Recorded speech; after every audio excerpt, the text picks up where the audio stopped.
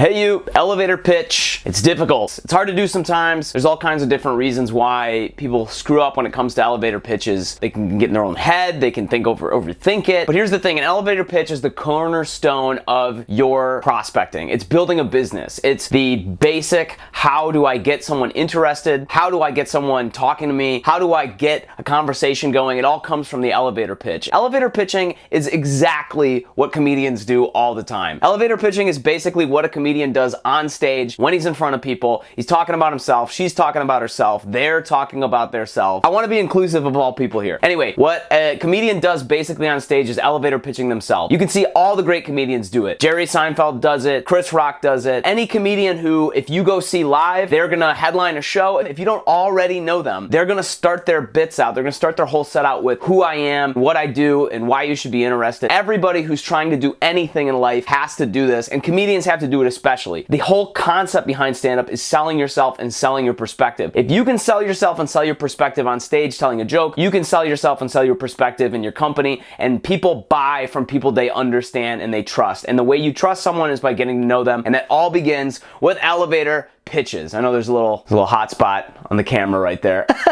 Anyway, it all starts with elevator pitches. What comprises a basic elevator pitch? It's simple. A basic elevator pitch has 3 parts in it. 1, who I am. Who am I? Who am I talking to you right now? 2, what do we do? What do I do? What can I offer? There's a lot of different ways to think about that. What do we do is the way that normally I think about it with my team and my day job. Who do we do it for, and the benefits of doing it? So what is the thing? Who's getting it? And then what do they get when we do it for them? Basically, that's the idea. And then finally, the ask or interest. So the elevator pitch has to end with some kind of next step. It's like, this is what I'm trying to do. Do you want to get involved or not? Etc. So on top, what does that sound like? And then I'm going to move into how comedians do this and give you some examples from jokes and things like this. So at the high level, this is 30 seconds long. It's really simple. Does it have to be 30 seconds? Does it need to be 30 seconds exactly? Maybe it's kind of 30 seconds. Maybe it's 25 seconds. Maybe it's 40 seconds. It doesn't really matter, but it has to hit 3 points. How do I know it has to hit 3 points? Not just because I outlined 3 points earlier, but because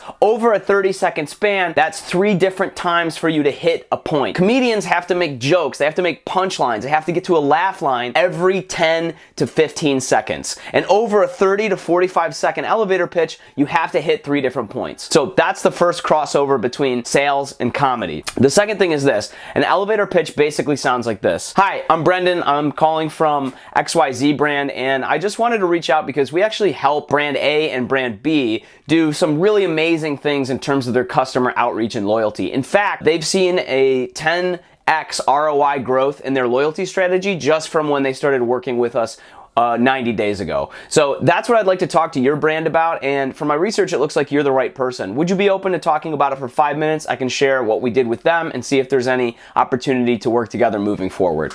Bang, done. I don't know how long that was. It got through these points. Who am I? I'm calling from this one brand. I wanted to talk to you. What do? We do loyalty. We do it for brands A and B, and what are the benefits? They get a 10x ROI. Whatever that happens to be, your business is gonna have its own. So let's back up. That's when someone just picked up the phone. That's a cold call. That's a cold pitch. I might write that same thing in an email, and basically it's going to help develop that whole conversation. It starts there. Here's what we do. Do you want to get involved or not? And that's the last point. Do you want to get involved or not? Here's what the next thing is going to sound like. How is that like a comedian? Well, it's simple. I got a whole bunch of jokes that kind of work like this. I'm always afraid to do these in this video because I feel like this is the wrong audience. Like at a certain level, you guys are going to be like, it's not funny. Anyway, some of these are really simple. They're like, hey guys, my name is Brendan Lemon. It's really nice to meet you. I'm happy to be here in Cleveland. Little bit about me. I just turned 30 recently. Like 38 months ago, just turned it. I love that joke. The difference between stand-up and a pitch is this. Pitch has a very specific next step. An elevator pitch is looking to go in a specific direction. You should have that idea before you even pick up the phone or the email. Check out my videos on cold emailing and cold calling. We can go into greater detail. But the elevator pitch is just supposed to outline very simply who you are, what you do, who you do it for, and what you want. A joke has the same characteristic. Who am I? I'm the guy doing stand-up comedy. It's nice to see you, Cleveland, Ohio. I just turned 30 years old. How recently did I turn 30 years old? I just turned it 3.5 years ago, basically.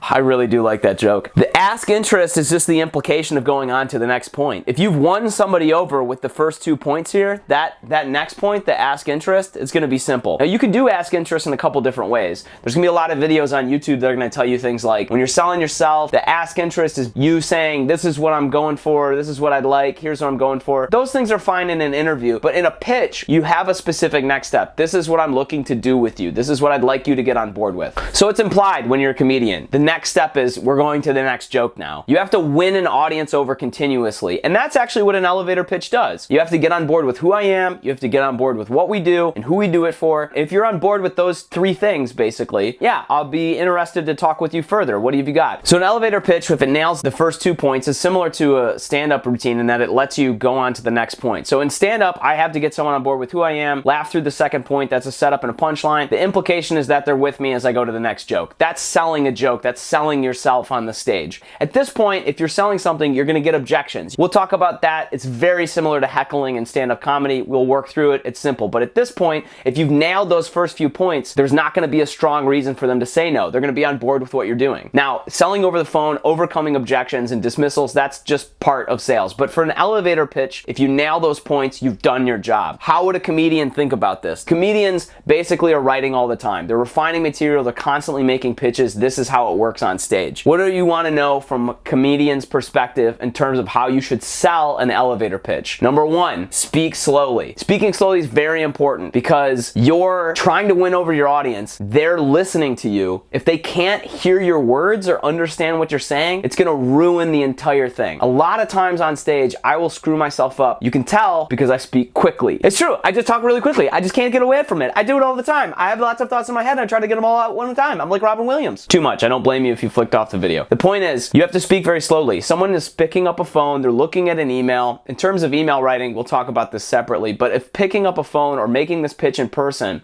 you wanna speak slowly enough that someone can catch up to and digest everything that you're saying. Also means speak confidently. Studies show that people who speak slowly, other people think that they're more confident. And that's important because people buy confidence. Before someone can process the actual logic of what you're telling them, and before someone feels all these emotions on the phone, which can sometimes be uncomfortable, they have to buy into the idea that you're a character that they like. That's basically why comedians are great at sales and great at being on stage. Someone buys into who they are first, and who you are is how you're coming off. So if you're coming off as confident on the phone, someone will think you have something worth listening to and they'll listen to you. So that's why it's important to speak slowly. The second point is this: keep it simple. Keep it really simple. You want to reduce the size of words in your pitch. I know that sounds nuts, that sounds intense, but the thing is, most people operate in their daily lives at about a 5th grade reading level. You don't want to take someone who just picked up the phone and they're talking to you, they've never heard from you before, they have no idea who you are, and immediately just overwhelm them with all kinds of like big words. You know, I wouldn't call up somebody and say something like, "Hi, this is Brendan calling from XYZ Loyalty Corporation." We have lots of very overwhelming factors that play into customer retention, customer loyalty that's scalable and also can compound on itself to deliver maximum value over a customer's entire life cycle.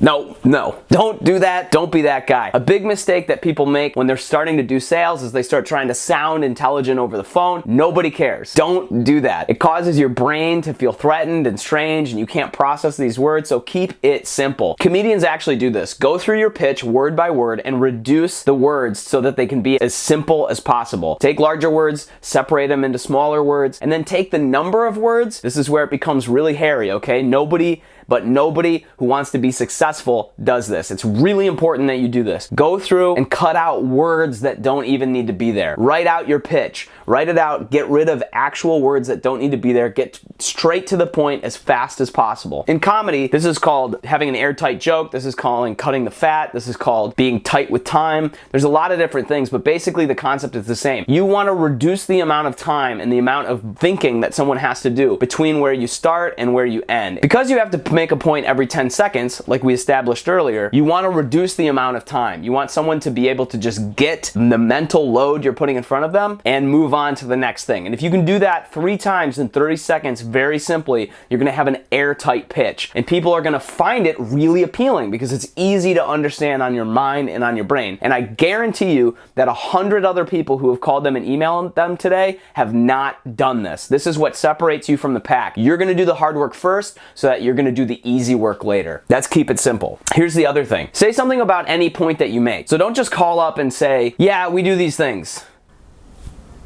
End of story. What you want to do is call up, like I said earlier, and you want to talk about benefits. Comedians don't introduce any point on stage that they don't elaborate on. That's part of keeping it simple. Trim all the fat from this. If you say something like, here are the people we work with, you have to mention what you do very briefly and then what the benefit is. You have to do that for 2 reasons. The first reason is that it's actually uncomfortable to have someone introduce a subject and have it left as an open loop. You want to close that concept. So that way they're not still thinking about, wait a minute, well, what did you do with this, whatever. It's going to distract them. They're going to stop paying attention. So you need to actually say a couple of things very briefly about what you do. The second thing is that, this is going to get a little deep and academic, but here's the second thing. The concept is called semiotics. And the idea is basically that when someone says a word, you get something that comes to mind. So if I say pink elephant, now you're thinking about a pink elephant. You can't not think about a pink elephant when I say pink elephant, unless you didn't understand what those words meant. But even then, if I go blah blah shlu blah or something goofy like this, you feel something when I said it. That's called semiotics. The concept is that you want someone to get a mental picture of what you're talking about and have it look like something before you move on to the next point. That grasps them onto something. A lot of different sales books will talk about this being emotional or connecting with something emotional or having a visual image. You don't necessarily need to have a visual image or have something specifically emotional. The idea is that I want someone to picture something in their brain or have something come up that they understand and then move on to the next point. That's very important. So if I say, we work with companies A and B, I wouldn't go, do you want to talk? There's nothing there that they can grasp onto yet. And I wouldn't say we work with companies A and B and we work with them in loyalty